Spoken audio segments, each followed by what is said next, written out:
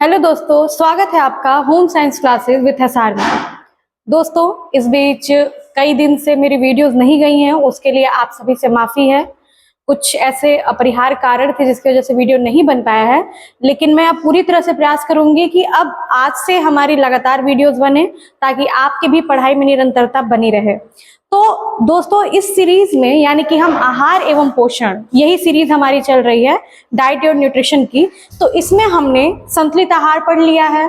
आहार क्या होता है, पोषण क्या होता है, इनकी परिभाषा क्या है, पोषण की स्थितियां कौन कौन सी होती हैं, कुपोषण सुपोषण, इनके लक्षण क्या क्या हैं, कौन कौन से रोग हैं जो कुपोषण के कारण होते हैं, जैसे पीईएम हो गया, क्वाशियोरकर मरासमस हो गया। इसके बारे में हमने पहले ही विस्तृत जानकारी ले ली है। इसकी क्लासेस हमारी पहले पड़ी हुई हैं, आप चाहें तो उसको देख लीजिएगा। डिस्क्रिप्शन में प्रयास करूंगी उसका लिंक भी दे दूं, ठीक है। तो आज इस आहार एवं पोषण को पढ़ने के बाद आज का जो हमारा टॉपिक है वो रहेगा आहार पोषण एवं स्वास्थ्य में संबंध, ठीक है। तो आइए हम इसको देखते हैं कि इसका संबंध क्या है, कैसे होगा। तो जब हम संबंध की बात करते हैं, पहले तो ये देख लेते हैं कि आहार है क्या। आहार का सीधा सा अर्थ है कि जो चीजें खाने योग्य होती हैं वो क्या कहलाती हैं, आहार। आहार को आप सिंपल लैंग्वेज में खाद्य पदार्थ कह सकते हैं या फिर भोज्य पदार्थ कह सकते हैं, ठीक है। दूसरी तरफ आपका पोषण, आहार के बाद से क्या है, पोषण, यानी कि अब इन खाद्य पदार्थों का आहार का शरीर में उपयोग, आहार का शरीर में उपयोग, ये क्या कहलाएगा, आपका पोषण कहलाएगा। और जब हम इसके बाद बात करते हैं किसकी, स्वास्थ्य की, ठीक है। तो स्वास्थ्य क्या है, शारीरिक एवं मानसिक रूप से निरोगी रहना, या निरोग की अवस्था भी कह सकते हैं, निरोग की अवस्था।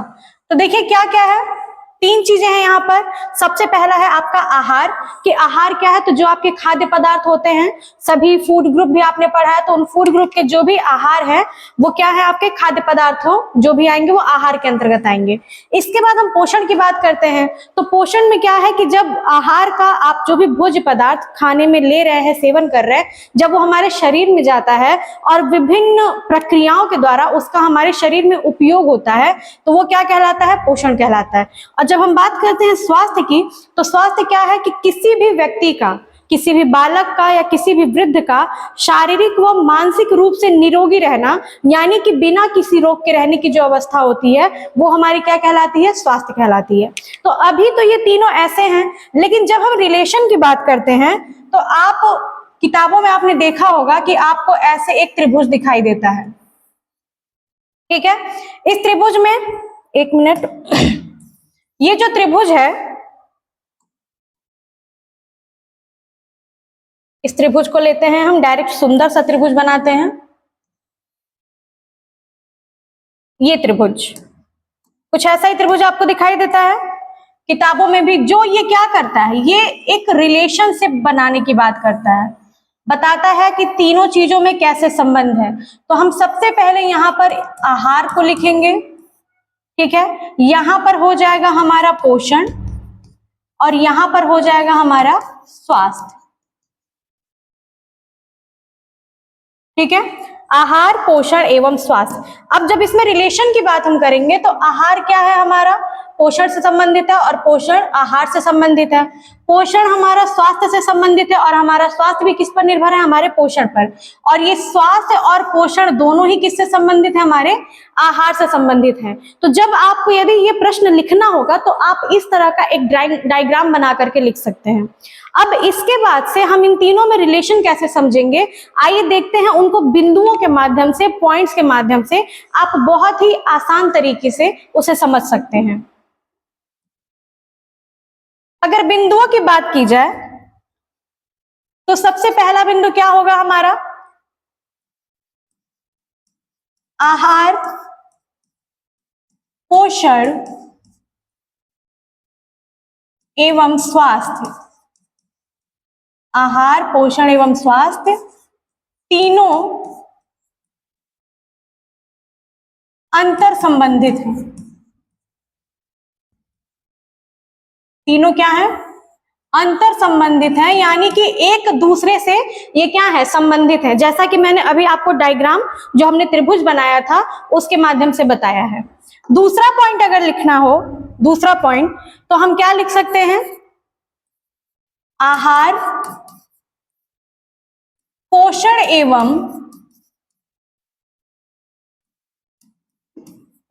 एवं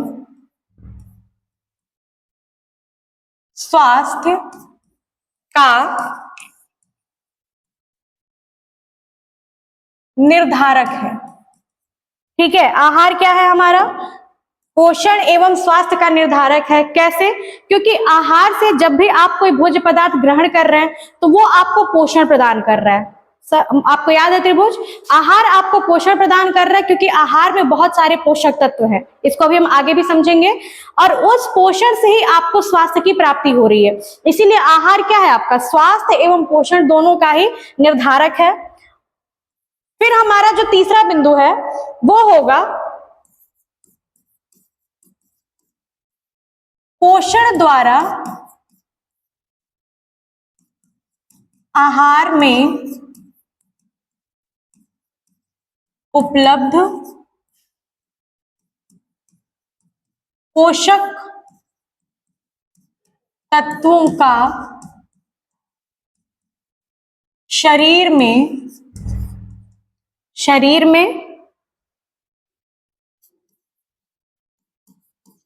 उपयोग होता है। इसको समझाने से पहले बता दें कि आप लोग कॉपी और पेन जरूर लेके बैठिएगा और एक एक पॉइंट को आप नोट करते जाइएगा। बाद में इन्हीं पॉइंट्स को आप समझ करके अपने शब्दों में भी लिख सकते हैं। इसकी जो पीडीएफ होगी, हमारा जो व्हाट्सएप ग्रुप है, उस ग्रुप पे मैं आपको ये भेज दूंगी। तो इसको समझते हैं। दूसरा पॉइंट क्या, तीसरा पॉइंट क्या कह रहा है? पोषण द्वारा आहार में उपलब्ध पोषक तत्वों का शरीर में उपयोग होता है। अब ये उपयोग कैसे होता है, इसको आइए समझ लेते हैं कि किस प्रकार से इन पोषक तत्वों का हमारे मतलब पोषण द्वारा आहार का हमारे शरीर में उपयोग होता है। तो उपयोग करने के लिए पोषण की 5 चरण होते हैं। ठीक है, क्या होते हैं? पोषण के चरण। इसी में इस कॉन्सेप्ट को भी समझते चलते हैं ताकि आप लिंकअप करके समझ सकें। पोषण के चरण, तो पोषण के कुल 5 चरण हैं। पहला, हिंदी इंग्लिश दोनों में बता दे रहे हैं, इंजेशन। इंजेशन जिसको हम हिंदी में कहते हैं अंतर्ग्रहण। इंजेशन यानी कि अंतर्ग्रहण। दूसरा चरण होता है डाइजेशन। डाइजेशन जिसे हम हिंदी में क्या कहते हैं? पाचन। तीसरा चरण होता है अब्जॉर्प्शन, जिसे हम क्या कहते हैं? अवशोषण।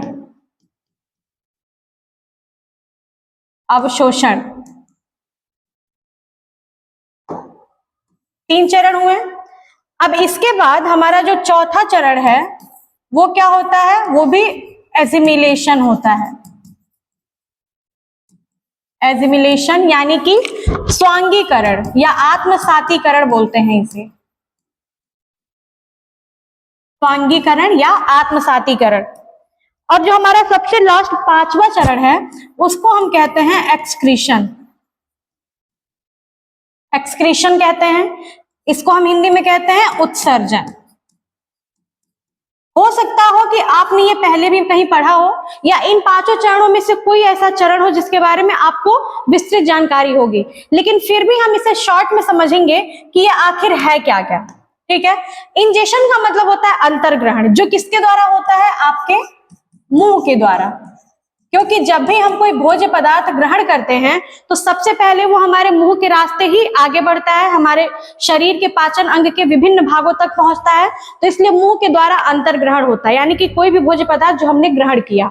दूसरे स्टेप में आता है पाचन। ये जो पाचन होता है ये कहाँ होता है? एक तो आपका मुंह में ही होता है, दूसरा आपका अमाशय में होता है और साथ ही साथ छोटी आंत में। स्मॉल इंटेस्टाइन जिसे हम कहते हैं, अमाशय यानी कि आपका स्टमक, आपका पेट, और छोटी आंत में विभिन्न एंजाइम्स और हार्मोन्स की मदद से ये क्या होता है, इसका पाचन होता है हमारे भोजन का, जो भी हमने भोज्य पदार्थ ग्रहण किया है। ध्यान दीजिएगा, पोषण के चरण है, और पोषण में पहले ही आपने देखा है कि आहार का हमारे शरीर में उपयोग, अब ये उपयोग कैसे हो रहा है यही हम स्टेप बाय स्टेप समझ रहे हैं कि मुंह के द्वारा हमने सबसे पहले अंतर्ग्रहण यानी कि इंजेक्शन किया भोज्य पदार्थ का, उसके बाद उसका पाचन। पाचन क्या होता है, शॉर्ट में समझिए, पाचन भोजन के टूटने की प्रक्रिया होती है, जिसमें भोजन विभिन्न छोटे छोटे पदार्थों में क्या होता है, टूटता है। ठीक है, जैसे कि आपका कार्बोहाइड्रेट जो होता है वो डाइजेस्ट होता है तो ग्लूकोज के फॉर्म में हो जाता है, प्रोटीन होता है तो अमीनो एसिड में हो जाता है, फैट्स वो फैटी एसिड्स और ग्लिसरॉल्स में हो जाते हैं। तो ये लंबी प्रक्रिया है, इसे हम आगे एक एक क्लास में पढ़ते जाएंगे, इसलिए लगातार जुड़े रहिएगा क्लास से। तीसरा देखते हैं अब्जॉर्प्शन यानी कि अवशोषण। तो सर्वाधिक मात्रा में जो अवशोषण होता है पोषक तत्वों का, वो हमारे छोटी आंत के द्वारा होता है। यहीं पे विली यानी कि रसांकुर होते हैं छोटी आंत की दीवारों पे, जो क्या करते हैं, पचे हुए भोज्य पदार्थ जो भी हैं पोषक तत्व, उनको अवशोषित करने का काम करते हैं। ठीक है, इसके बाद हमारा अजिमिलेशन यानी कि स्वांगीकरण है। तो ये किसके द्वारा होता है, ये रक्त वाहिकाओं द्वारा होता है। किसके द्वारा, रक्त वाहिकाओं द्वारा।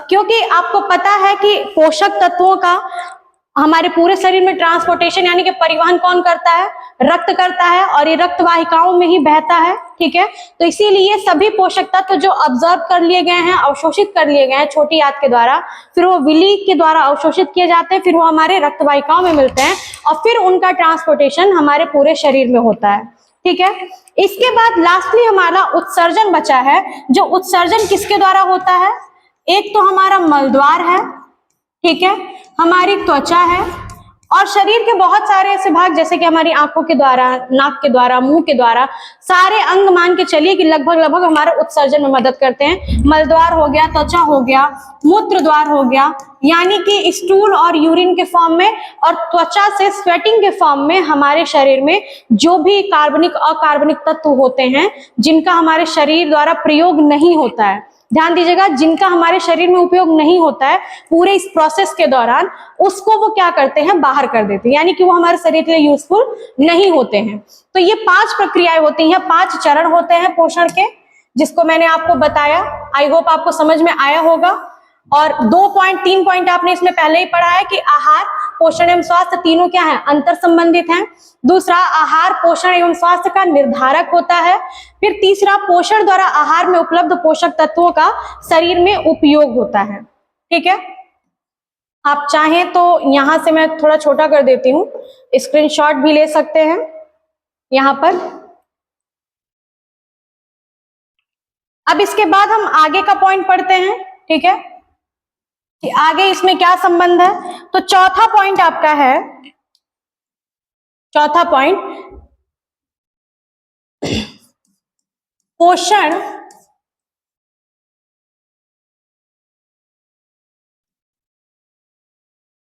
संतुलित आहार द्वारा प्राप्त होता है। ये भी आपका एक महत्वपूर्ण बिंदु है, क्योंकि पोषण किससे प्राप्त होता है, संतुलित आहार से। ठीक है, और संतुलित आहार का मतलब क्या है कि वह आहार जो किसी भी व्यक्ति की आयु, लिंग, उसकी कार्य क्षमता, वो जहां रहता है उस स्थान का मौसम, ठीक है, उसका पीयर ग्रुप, मैंने आपको बताया था पहले भी, इन सभी चीजों के जो प्रभावित करने वाले कारक है उनके आधार पर जब दिया जाता है तो वो क्या कहलाता है, संतुलित आहार कहलाता है, बैलेंस डाइट कहलाता है। तो ये क्या करता है, पोषण जो हमारा संतुलित आहार के द्वारा प्राप्त होता है। इसके बाद हमारा अगला पॉइंट है, ठीक है, पोषण युक्त आहार, पोषण युक्त आहार घातक बीमारियों से रक्षा करता है। पोषण युक्त आहार घातक बीमारियों से रक्षा करता है। अब ये घातक बीमारियां कौन कौन सी हैं, घातक बीमारी यानी कि जानलेवा, जिनसे व्यक्ति की कई बार जान भी चली जाती है, या तो ऐसा होता है कि ये आजीवन व्यक्ति के साथ ये बीमारियां लगी रहती हैं। ठीक है, तो इसमें आपको पता है कि बहुत सारी ऐसी बीमारियां हैं। अगर घातक बीमारी की बात की जाए तो सबसे पहले तो हमारा मधुमेह आता है। कई बार ऐसे केसेस में व्यक्ति की ऑन द स्पॉट मृत्यु भी हो जाती है। मधुमेह के बाद हृदय संबंधी जो रोग होते हैं, जिनको हम हृदय रोग या कार्डियोवास्कुलर डिजीज बोलते हैं, ये भी होने की संभावना रहती है। तो वो संतुलित आहार द्वारा, पोषण आहार द्वारा इनकी संभावना मतलब कम की जाती है, इनसे सुरक्षा की जाती है। इसके बाद आपका उच्च रक्तचाप,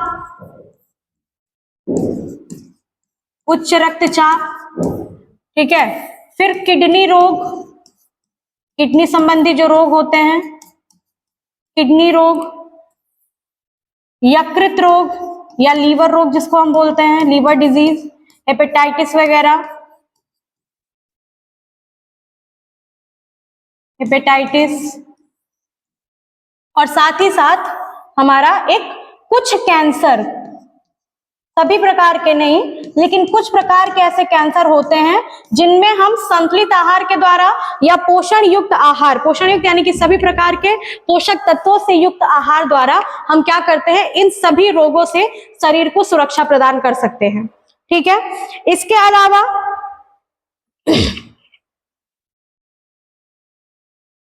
आगे चलते हैं हम। एक और महत्वपूर्ण बिंदु बचा हुआ है हमारा,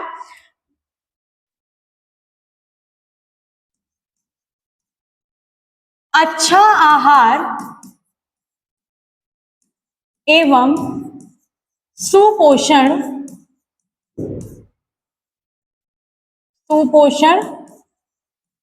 दीर्घकालिक बीमारियों से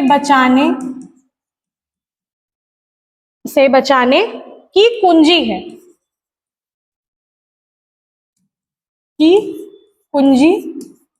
है। ठीक है, अभी आपने इसके पहले वाला भी पॉइंट इसी से मिलता जुलता था कि दीर्घकालिक जो लंबे समय तक बीमारियां चलती हैं, जैसे कि आपका मधुमेह, हृदय रोग, उच्च रक्तचाप, घातक बीमारियां भी हैं, ये इनसे भी क्या करता है, ये रक्षा करने का काम करता है। ठीक है, उसकी कुंजी मानी गई है, क्योंकि अगर आपके आहार में संतुलित बैलेंस होगा, संतुलन होगा, यानी कि प्रॉपर मात्रा में आप सब्जियों का सेवन कर रहे हैं, फलों का सेवन कर रहे हैं, ठीक है, आपके आहार में कैलोरी की मात्रा कम है, वसा की मात्रा कम है, प्रोटीन की मात्रा ज्यादा है और जल और फाइबर की मात्रा भी पर्याप्त है, तो क्या होगा, इससे आपको संतुलित आहार आपका पूरा तैयार होगा, उससे आपको पर्याप्त पोषण मिलेगा, और जब आपको आहार के द्वारा पर्याप्त पोषण मिलेगा तो उससे आपका स्वास्थ्य भी क्या होगा, बेहतर होगा।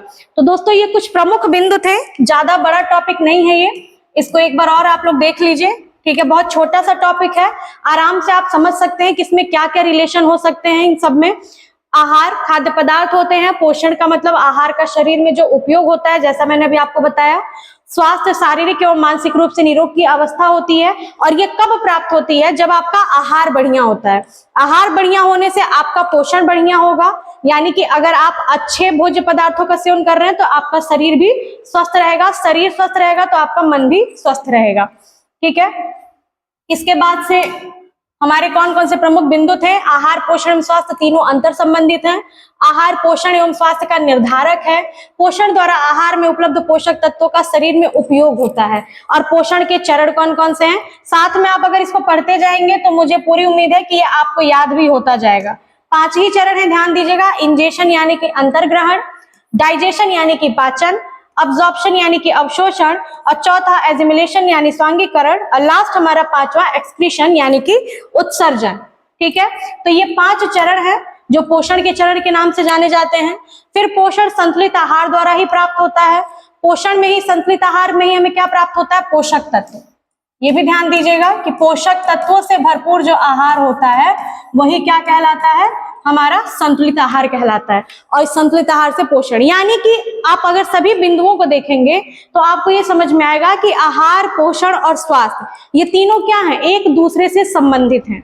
यानी कि तीनों अंतर संबंधित हैं, लेकिन इनका बेस जो है, यानी कि आपको पोषण कितना मिलेगा, अच्छा मिलेगा, खराब मिलेगा, उसका प्रभाव आपके स्वास्थ्य पर पड़ेगा। यानी कि अगर आप अच्छा पोषण जैसे जंक फूड खाएंगे तो आपके स्वास्थ्य पे घातक प्रभाव पड़ेगा, हेल्दी फूड खाएंगे तो आप दीर्घायु होंगे, आपका स्वास्थ्य बढ़िया होगा। तो इन दोनों का ही निर्धारक अगर कोई है तो वो क्या है, आपका आहार।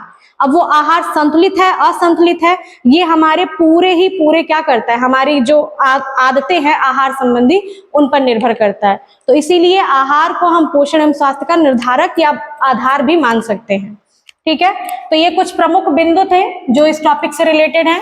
ये लास्ट है, बहुत ज्यादा नहीं है, बहुत कंफ्यूजन वाला भी टॉपिक नहीं है, आप आसानी से इसे समझ सकते हैं। ठीक है, तो आज की क्लास में इतना ही।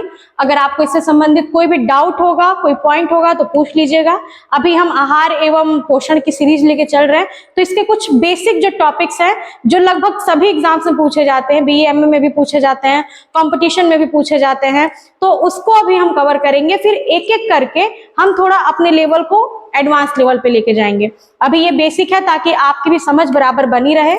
तो लगातार चैनल से जुड़े रहिएगा, और अगर आपको अच्छा लगे तो लाइक, शेयर और सब्सक्राइब जरूर कर दीजिएगा। Thank you so much.